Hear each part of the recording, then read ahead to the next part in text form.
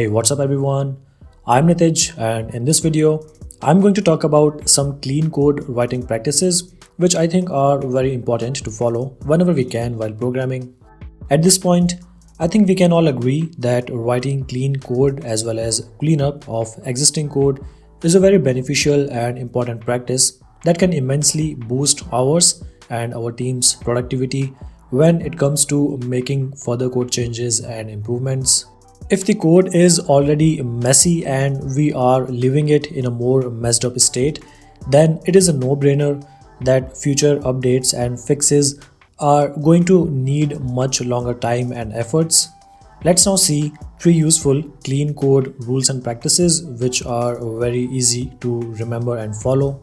The first one is remove all inline code comments. Yeah, you heard that right. You don't really need those inline comments because we can add any descriptive information either in the function description above it, or we can add the info about the code change in the source control system that we are using when we are publishing or checking in our code. Any developer can then easily annotate specific code areas if they want to know the purpose and meaning of that code change. Furthermore, our code should be as such that it makes it self-explanatory in itself without the need to write inline comments everywhere. As you can see in this code snippet, we don't really need to write these inline comments because these code lines are self-explanatory in themselves what is going on over here.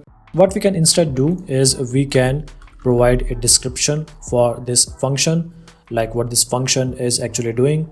For example, I can write the info like this: validates user input. We can also provide the description for these arguments also, like this: user input, and this is going to be state selected. Over here we don't really need to provide the identifying information of the bug fix that we are doing as an inline comment. What we can simply do is we can just remove this comment from over here, and whenever we will make the change to fix something, then when we are publishing or checking in our code, then we can provide this identifying information as a description or the title of the code being checked in. If there is a need to specifically categorize a code block within a class or a method, then it is always a better idea to use regions if the programming language and code editor supports them. So over here we can simply remove this inline comment from over here, and we can put this entire code block in a region. What this will do is it will help us to better organize our code so that if any other developer will come in, then they will simply read the title of the region and then they will know what kind of code is encapsulated or contained within this region. Second one is leave the code in a better state than how you found it. Another very important code cleanup practice is to always leave any code block or area in a better state than how we found it in the first place. For instance, you see there is a for each loop which can be converted into an expression using anonymous function. Yeah, go ahead and make the change. So what we can do is we can remove this for each and we can replace it with this expression, which is going to do the same thing, but it is more meaningful and it is more in line with the current coding standards and practices. Or you may find an if-else block which can be cleaned up using a switch block. Sure, why not clean it up when we are making changes in that area anyways? So as an example, we can replace all of these if and else if blocks with a single switch block, and we can also remove this default value because we are setting it in the default expression of this switch block. This is going to do the same thing, but now it is more meaningful.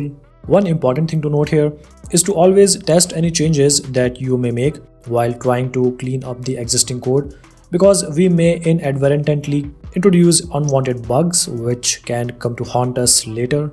The third and last one for this video is standard of coding conventions and styles in a project. Always make sure that we are following the standards which your company or team follows.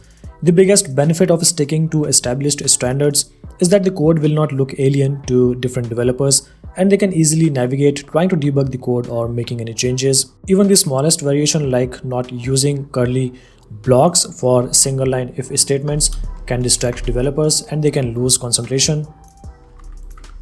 So these were the three important practices for writing clean code, and I hope that they will be beneficial for you.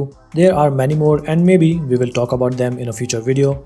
With that, I would like to take my leave, and I hope that you will like this video.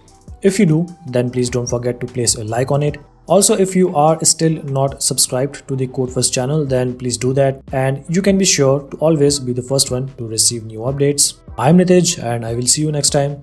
Till then, have fun.